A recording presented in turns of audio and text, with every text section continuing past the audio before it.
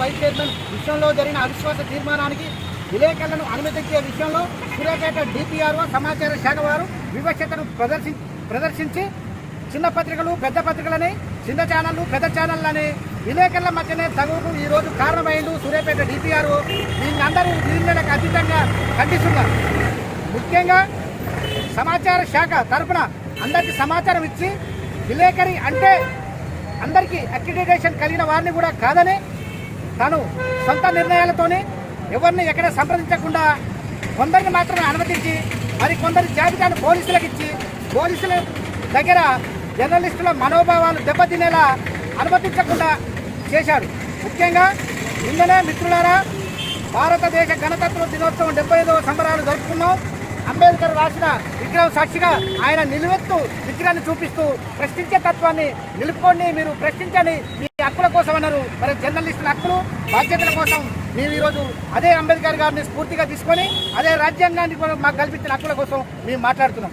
యూనియన్లకు అవసరం లేదు. యూనియన్లకు అతీతంగా ప్రతి వారు కూడా ఏ ఒక్క విలేకరి హక్కులకు భంగం కలిగినా స్పందించాల్సిన అవసరం ఉన్నది. ముఖ్యంగా ఈరోజు జరిగిన సూర్యాపేట విషయంలో చిన్న పత్రికలు పెద్ద పత్రికలు అనే తేడా ఎందుకుంటుంది, చిన్న ఛానళ్ళు పెద్ద ఛానళ్ళు అనే తేడా ఎందుకుంటుంది.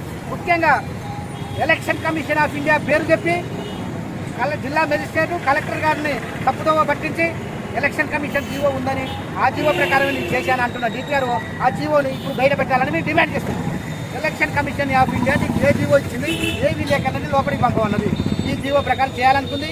అందుకే గత కొన్నేళ్లుగా సమాచార శాఖ సూర్యాపేటలో జరుగుతున్న అవినీతి అక్రమాలపై విషయంలో వివక్షత విషయంలో విలేకరుల మధ్యన విలేకరులకు తగ్గుపెట్టే విషయంలో చిన్న పెద్ద తేడా అంటున్న విషయంలో మేము ఒక రాష్ట్ర వ్యాప్తంగా కార్యాచరణని ఊహించుకోదలుచుకున్నాం. సోమవారం విలేకరులందరూ గ్రీవెన్స్ సెల్కి వచ్చి జిల్లా కలెక్టర్కి వినతిపత్రం సమర్పించడం, అక్కడ నిరసన కార్యక్రమం వ్యక్తం చేయడం, నెక్స్ట్ తదుపరి సీఎం రేవంత్ రెడ్డి గారికి, రాష్ట్ర సమాచార శాఖ మంత్రికి, రాష్ట్ర సమాచార శాఖ అధికారులకు, అక్కడ ప్రజాపాలనకు దరఖాస్తులు ఇవ్వడం, ఇక్కడ స్థానిక శాసనసభ్యులకు, ఇక్కడ నియోజకవర్గ కాంగ్రెస్ పార్టీ ఇన్ఛార్జీలకు వినతి పత్రాలు ఇవ్వడం, వారిని వివక్ష కొనసాగించుకున్న ఏ అధికారైనా కూడా సస్పెండ్ అయ్యే వరకు కూడా పోరాడాలని యూనియన్లకు అతీతంగా పిలుపునిస్తున్నాం. జర్నలిస్టులందరూ ఈ ఉద్యమాల్లో భాగస్వాములు కావాలని కోరుకుంటున్నాం.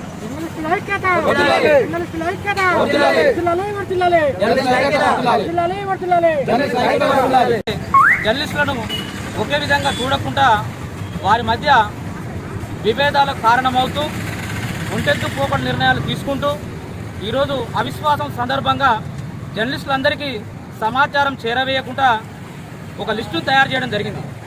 ఆ లిస్టు ఏంటంటే వీళ్ళు 10 మంది చాలు, ఎలక్ట్రానిక్ మీడియా ఒక 10 మంది చాలు, ప్రింట్ మీడియా 10 మంది చాలు అని జిల్లా కేంద్రంలో జర్నలిస్టుల మధ్య విభేదాలు సృష్టించి తను వ్యక్తిగత స్వార్థం కోసం తన పబ్బాన్ని గడుపుకుంటున్నాడు.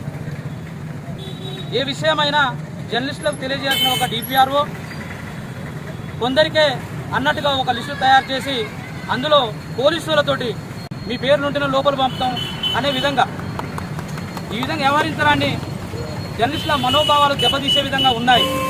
కావున ఇలాంటి ఒంటెత్తు పోకడలు పోయే డిపిఆర్ఓను ఇమ్మీడియట్గా సస్పెండ్ చేయాలని జర్నలిస్టు పక్షాన మేమందరం కోరుతున్నాము.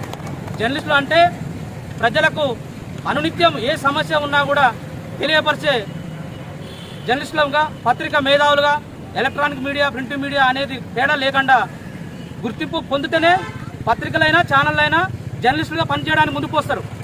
వారికి ఐఎన్పిఆర్ కమిషనర్ గారు, ఐఎన్పిఆర్ రిజిస్టర్ గారు ఈ విధంగా భారతదేశంలో ఉండబడిన ఛానల్స్ కానీ పత్రికలు కానీ ప్రతి ఒక్కరికి రిజిస్ట్రేషన్ అయితేనే, ఆర్ఎన్ఏ అనే రిజిస్ట్రేషన్ ఉంటేనే వాళ్ళని పత్రిక జర్నలిస్టులుగా గుర్తిస్తారు జరుగుతుంది. ఒకవేళ అక్కడ ఏమైనా సమస్యలు ఉన్నట్టయితే పోలీస్ ప్రొడక్షన్తో కానీ లేదంటే శాంతియుత పద్ధతిలో కానీ అందరికీ ఆహ్వానించి మరి ఆ లైవ్ వాళ్ళు ఒక యాజమాన్యాలకు పత్రిక వాళ్లకు తమ కవరేజ్లను పంపించే పద్ధతి ఉంటుంది. ఆ విధంగా చేయకుండా ఆయన ఏకపక్షంగా తను కొంతమందిని ఆహ్వానించి కొంతమందిని పక్కకు నెట్టించి ఈ విధంగా చూడడం బాధాకరం. రెండవది ఏంటంటే పత్రికల్లో ఏ సమస్యనైనా రావాలి, ఈరోజు ప్రజాస్వామ్యంలో ఏ విషయమైనా జరుగుతుంది అని అంటే పత్రిక ద్వారానే ముందుకు తెలుస్తుంది. అలాంటిది ఆయన డిపిఆర్ఓగా ఉంటూ ఈ విధంగా జర్నలిస్టుల మధ్య తాగాలు సృష్టిస్తూ ఇలాంటి నిర్ణయాలు తక్షణమే విరమించుకోవాలని జర్నలిస్ట్ పక్షాలను నేను కోరుతున్నాను.